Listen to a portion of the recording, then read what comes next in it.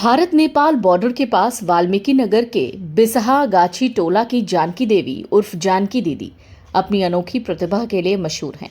जहरीले सांपों को पलक झपकते काबू करने के साथ ही वो बिना किसी फीस के समाज सेवा करते हुए लोगों की मदद करती हैं।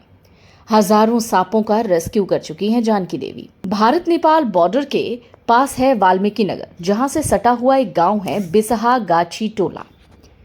कहा जाता है कि यहाँ पर रहने वाली जानकी दीदी बड़ी खतरनाक और जहरीले विषधर सांपों को देखकर डरती भी नहीं है।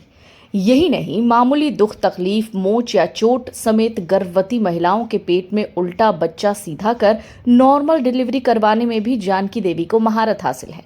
हालांकि इन्हें लोग जानकी दीदी के नाम से जानते हैं। दरअसल जानकी देवी खासी पढ़ी लिखी नहीं है, फिर भी उन्हें कई खास गुणों को लेकर चर्चा में रहने का शौक है। जानकी देवी के चलते ही उनका गांव बिसहा गाछी टोला पिछले कुछ समय से ज्यादा फेमस है। पलक झपकते ही जहरीले सांप को काबू करने की कला ने जानकी देवी को नई पहचान दी। वन्य जीवों, खासकर जहरीले सांप के रेस्क्यू में वन विभाग को काफी मदद मिलती है। इसके साथ ही जानकी देवी की मौजूदगी उनकी हिफाजत भी करवा देती है। अब तक वो हजारों सांपों का सुरक्षित रेस्क्यू करवा चुकी हैं। जानकी देवी कहती हैं उन्हें ये जो महारत हासिल है वो जन्मजात है। चाहे कोबरा हो या करैत या फिर किंग कोबरा ही क्यों ना हो, जानकी देवी को देख सांप खुद ब खुद ठिठक जाते हैं। वो आसानी से सांपों को अपने काबू में कर लेती हैं।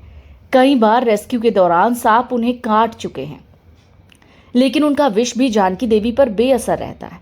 जानकी देवी के 2 बेटों में से एक की कोरोना काल में सड़क हादसे में मौत हो गई। जानकी देवी कहती हैं करीब 12 साल की उम्र से ही सांप पकड़ रही हैं।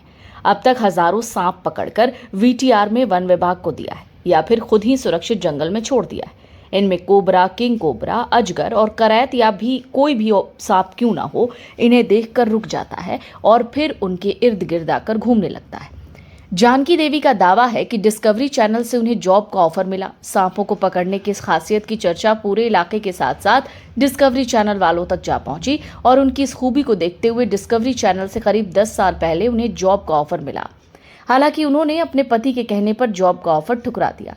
वाल्मीकि नगर टाइगर रिजर्व के कर्मचारी कहते हैं पहले जब वन विभाग में सांप पकड़ने वाले एक्सपर्ट नहीं थे तो इन्हें ही सांप पकड़ने के लिए बुलाया जाता था।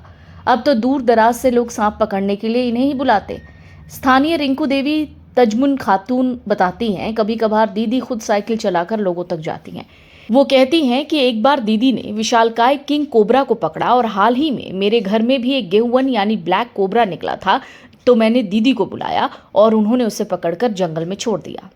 सबसे बड़ी बात यह है कि जानकी देवी अपने हुनर का इस्तेमाल पैसे कमाने के लिए नहीं करती। वो सांप पकड़ने या नॉर्मल डिलीवरी कराने के लिए कोई फीस नहीं लेती।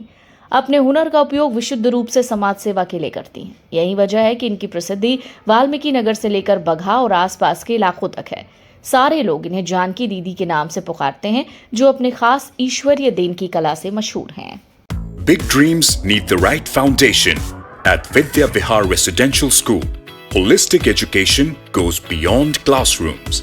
World-class facilities, caring houses, nutritious food, advanced labs, vast playgrounds, and inspiring mentors come together to nurture every child. Here, learning is balanced, values are lived, and every student truly belongs.